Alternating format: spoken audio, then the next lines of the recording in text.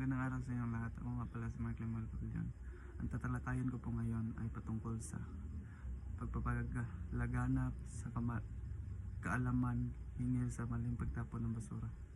Sa araw-araw ng buhay, makikita po natin na maraming tao na patuloy na pagtatapon ng basura sa mga kalsada, tabi ng ilog at mga publikong lugar.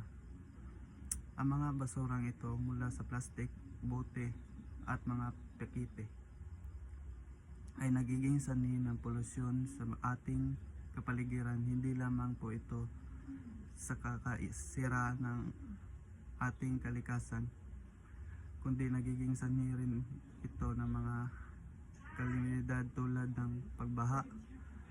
Ang mga basurang nakabara sa mga kanal, estero ay nagiging sanhi ng mga pagkaipon ng tubig sa nagdudulot ng pagbaha sa mga kabahayan at komunidad.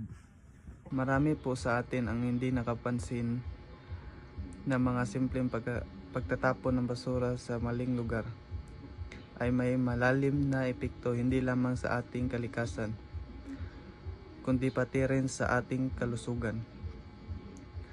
Ang mga basurang hindi napapahalaan ng maayos ay magsilbing pugad ng mga daga at insekto na nagdadala ng sakit. Ang polusyon ng tubig ay nagdudulot ng pagkasira ng mga ekosistema sa dagat at ilog, pati na rin sa mga isdang tinitira natin bilang pagkain. Kaya't mga maling pagtatapon ng basura ay hindi lamang isang isyu sa kalinisan, isa po itong isyu sa ating kalusugan at kaligtasan. Thank you.